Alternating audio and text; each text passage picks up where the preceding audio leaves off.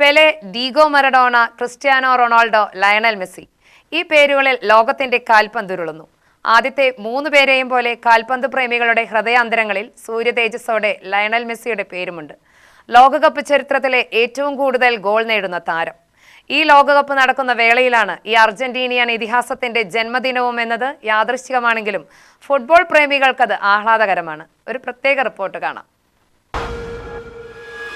Martinez, Lionel Messi, Fernandes, Martinez, Messi! The referee's given the goal. The referee's given the goal.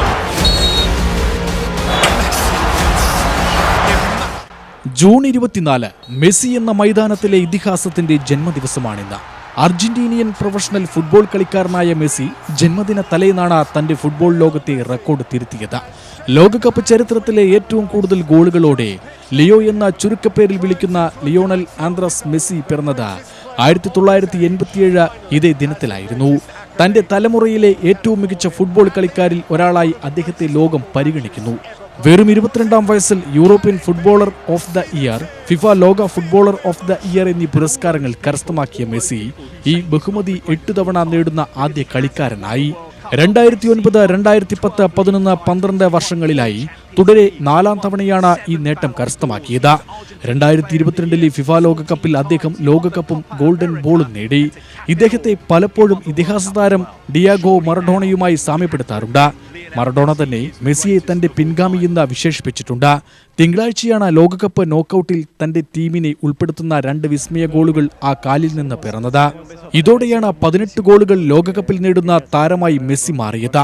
2022 Qatar ലോകകപ്പിൽ അർജന്റീനയെ ലോകകപ്പിൽ മുത്തമിടിച്ചതും മറ്റാരുമല്ല, factory തൊഴിലാളിയായിരുന്ന Jorge Horacio മെസ്സിയുടെയും തൂപ്പുകാരി സെലിയ മറിയ കുജിറ്റിനിയുടെയും മകനായി അർജന്റീനയിലെ റൊസാരിയോയിലാണ് മെസ്സി ജനിച്ചത്. 1995 പ്രാദേശിക പട്ടണമായ റൊസാരിയോയിലെ ഒരു ക്ലബ്ബായ ന്യൂവെൽസ് ഓൾഡ് ബോയ്സിൽ ചേർന്നു. 11ാം വയസ്സിൽ അദ്ദേഹത്തിന്റെ വളർച്ചയ്ക്ക് ആവശ്യമായ ഹോർമോണിന്റെ കുറവ് തിരിച്ചറിയപ്പെട്ടു. അർജന്റീനയിലെ ഒരു പ്രമുഖ ക്ലബ്ബായ റിവർ പ്ലേറ്റിന് മെസ്സിയുടെ കഴിവിൽ വിശ്വാസമുണ്ടായിരുന്നു. അർജന്റീനയിലെ ബാർസലോണ ക്ലബ്ബ് അദ്ദേഹത്തിന് ഉയരക്കുറവിന് ചികിത്സ നിർദ്ദേശിച്ചത് കാരണം റൊസാരിയോയിലെ ക്ലബ്ബായ ന്യൂവെൽസ് ഓൾഡ് ബോയ്സ് ടീമിൽ നിന്ന് അദ്ദേഹം വിട്ടുപോരുകയും കുടുംബത്തോടൊപ്പം യൂറോപ്പിൽ സ്ഥിര താമസമാക്കുകയായിരുന്നു.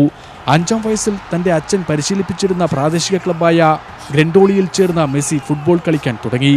2007 പാവപ്പെട്ട കുട്ടികളുടെ ആരോഗ്യവും വിദ്യാഭ്യാസവും സംരക്ഷിക്കുന്നതിനു വേണ്ടി ലിയോ മെസ്സി ഫൗണ്ടേഷൻ രൂപീകരിച്ചു.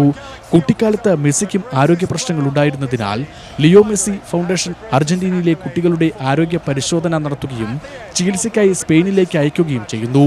ചികിത്സാ ചെലവും യാത്രാ ചെലവും ഫൗണ്ടേഷൻ തന്നെയാണ് വഹിക്കുന്നത്.